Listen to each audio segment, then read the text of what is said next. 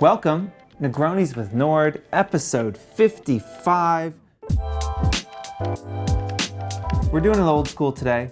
I'm gonna just take some rapid fire questions. Before we jump into that, there is a bit of news swirling around, so we're gonna go through some kind of top level things for you to look out for in the last week here on social. So, first of all, TikTok ban. Is it gonna happen? We're gonna continue to talk about this until there's some resolution and some closure. So I think we mentioned, the CEO of TikTok in the US went before Congress. I think overwhelmingly people feel that he did not do a very good job making a case for TikTok. There hasn't been really any movement since that appearance. One thing that does concern me slightly is a poll that says that 78% of Americans support a ban of TikTok. Now, I don't know who they polled, certainly not TikTok users. But again, the issue is as this becomes a political issue, the problem is, again, it doesn't actually matter how much it makes sense or not. If people support it, if politicians feel like it's something that is going to win them points for being tough on China, it's going to happen regardless. So understanding a little bit about political polling, I wouldn't really put a huge amount of trust in it. Again, I can't believe that 78% of Americans support a ban when a third of America is on TikTok. So I assume, again, they didn't ask people who are actually using the app or young people, but a concerning stat nonetheless. TikTok also said this week that they were going to be rolling out affiliate payments for influencers, something they're going to test. Instagram tried this, failed, walked away from the program. Will it be different on TikTok? I'm not really sure. Something to keep an eye on. It would be a cleaner way than having to use a LTK or some other third-party app to capture your affiliate revenue if TikTok was running it themselves. TikTok is dominating the news this week. Another was Lemon8, their new app. People ask all the time. I just had an interview the other day with a reporter saying, let's look at 2025. Do we think that the landscape is much different? Are there new platforms? There could be new platforms, but if you look at TikTok, it launched in 2018 in the US. That was 5 years ago. I would say, around 2020, it started to gain some more cultural significance. 2021, it started to be a bigger force in influencer marketing, and now obviously it's quite a large looming part of the industry. But that timeline, 5 years, right, to go from launch to where they are, one is unprecedented how quickly this has gained the kind of cultural significance that it has. Instagram, other apps took much longer. I think that's, speaks to the maturation of this industry in general. But all that to say is you look at 2025, I don't think a new platform is going to emerge and get the amount of scale that it needs to actually matter in influencer marketing as a industry. So I do still think if TikTok is around, we will be talking about TikTok, Instagram, and a little bit of YouTube 2 years from now. I don't see that dramatically changing. Lemon8 is their new kind of lifestyle, quasi-Pinterest, quasi-Instagram app. I don't know. It doesn't look that interesting to me, honestly. I just checked the stats. 350 people have talked about it on Fohr so far out of the 180,000 influencers. So not a huge amount of cross-promotion happening. It's the 25th ranked app in the US right now. Will it stick? Will it not? Probably not. Ultimately, props for them for trying. As an influencer, does it hurt to sign up and play around with it? No. Would I focus on pushing your followers from TikTok or Instagram or Pinterest or YouTube into Lemon8 right now? Absolutely not. Next month or so, it's about exploring it, seeing what kind of community is there. Ultimately, it doesn't make sense to push your followers into every new platform that launches. They'll start to get tired and they won't follow. So you want to make sure when you say, hey, I have been creating content over here, it's really fun, I want you to follow me over there, that you're really ready, and also that you think that this thing is going to stick around. We've had a lot of flash in the pan apps that have, been around for 2 weeks and people are like, oh my gosh, this is the next Instagram, and then we never talk about it again. That is probably realistically what will happen here. Moving into some questions. First one, is long form video content making a comeback in 2023? Short answer, no. I think it's one of those things we'd like to believe could happen. It is incredibly difficult to push back against a trend tide. You know, other places where trends move pretty quickly, fashion for instance, right?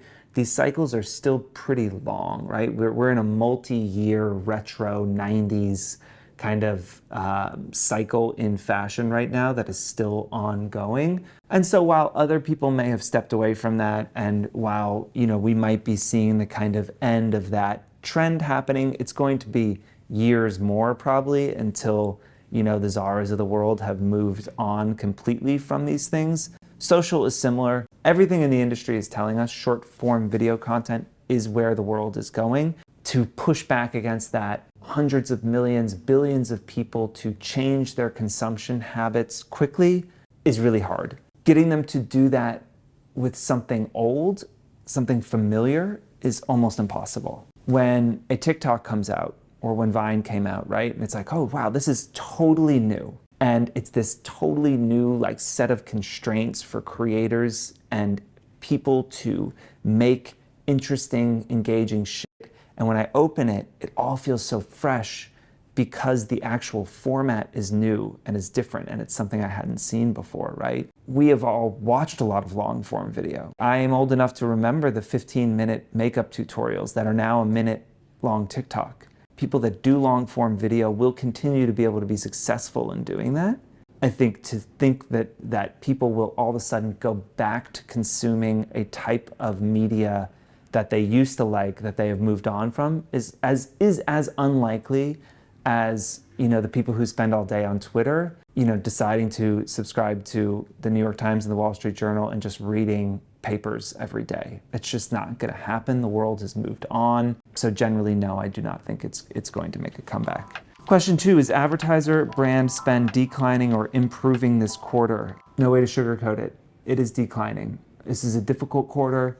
Q2 is going to be a difficult quarter. You know, for influencers out there, I would expect you to probably make less money this year than last year. Brand deals are few and far between. And because there is more competition for fewer deals, there's also a motivation to lower your pricing. If one influencer starts lowering their prices so that they can be more competitive, so they can capture more deals because they don't have as much deal flow, then another influencer starts doing it, then another, then another, then another, then another. This is how markets move. This is how prices change. The thing that you charged 6 months ago, you can't charge today because everybody else is 20% lower. It's a difficult hive mind mindset, right? This is like the beauty and pain of a market and of, you know, capitalism as it exists today, is that like you don't have a lot of say over it. When things are good, you feel like a fucking god. You feel like you are doing such a good job, you're crushing it. When things are bad, it feels really hard. I would expect influencers it to be a difficult year. We are hoping and expecting things to pick up in Q3, Q4. But that said, I think, you know, being prudent financially, really nurturing your existing brand relationships and not expecting the same level of deal flow to come through this year as did last year will behoove you and will set you up for a year that, while it might be difficult, will ultimately not be catastrophic for you, and you'll be able to continue to run your business. You know, most businesses should be able to take a 10, 15, 20% hit. If you take a 20% hit on your revenue and you can't pay your mortgage, then you are living incredibly irresponsibly. Generally, you should be able to kind of turtle up, go in your shell, and get through this year. And while the short-term outlook may not be as rosy as we'd like, long-term, nothing has changed. This is where the world is going. This is where advertising is going, and you are incredibly well positioned to take advantage of that. So last question is, how to approach influencers after a brand has gone through a bankruptcy and then restarted? I'm going to take this one from both sides. So this is something influencers you probably don't think of that much. We have dealt with a few times here at Fohr. We have had 2 or 3 clients who have gone bankrupt after we have run campaigns for them.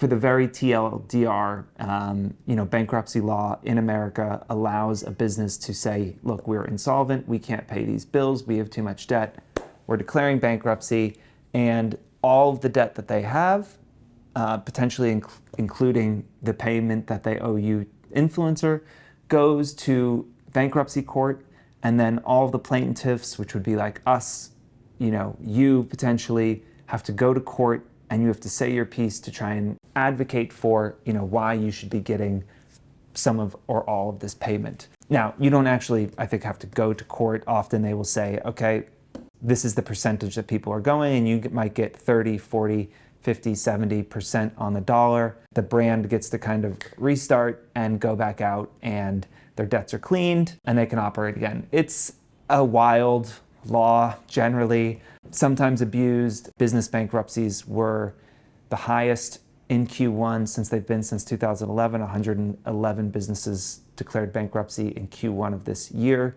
Again, that's the highest in 12 years. This might be an issue as an influencer that you come up against more. How to mitigate that risk? Invoice quickly. So make sure you are on top of your invoices, because the second they declare bankruptcy, they are no longer able to pay you. It has to go to court, right? They just can't say, oh yeah, you were good to us, let me just make sure you get paid. The second they declare bankruptcy, they can't pay you, it goes to court, okay? And so then you have to deal with that. And follow up on those invoices and try and make sure you're getting paid promptly. If you're entering a big deal, I think the companies that I would watch out for right now are venture-funded startups. The startup venture world right now is incredibly bleak. There are a lot of companies that are running out of money. These are unprofitable companies propped up by venture capital dollars. They often are the ones that can go bankrupt quite quickly. I would try and protect yourself if you are entering a contract with a company like that. Again, if it's a longer term contract, if it's a big contract, you might want to just do a little research on the company and see if there's anything in the financial news about them struggling. These bankruptcies are generally not complete surprises. Probably would be to most people because they're not reading financial news or the Wall Street Journal or whatever, but they're generally reported on before they happen, so you can get a sense of if this is going to happen. An example, Neiman Marcus, who was a client of ours years ago, declared bankruptcy. You could kind of see it coming for months. We changed our invoice strategy to try and make sure that we were not impacted by that, and thus our influencer partners were not impacted by that. We were able to navigate that effectively and make sure everybody got paid. So you just have to be a little more savvy and smart. A potential option for influencers as well, if you're worried about the brand's financial solvency, is can I get half up front to make sure that you're protected, or can I invoice after each deliverable if it's a multi-stage long campaign? Because usually if it's a 6-month campaign, you're going to invoice at the end of it, right? If they go bankrupt month 5 and 5 months of work, now you can't invoice for, that's not great. For brands, once you've gone bankrupt and you come out of it, there's new management, there's a new stream of money, but not a lot of trust. It's like any relationship. I think you just have to be honest with influencers. Yes, this is what happened. We are solvent now, we're good. I would suggest paying half up front maybe to the influencers if they are trepidatious and worried about working with you. So again, there are some things that you can do to protect yourself to make sure, if it's going to happen, that you are not impacted. Okay, great. Well, subscribe. Most importantly, keep asking questions. I feel that these are the easiest, most kind of productive versions of these shows, is when y'all are asking what is on your mind. No question is too dumb, too small, too big. Ask away, and we'll take the time every week to answer them. Thank you so much. We'll see you next week. Yeah, hand me the guitar. I'll play something. I don't even know what it was called, but I'm not going to sing anything. But. Okay. I'll have you look at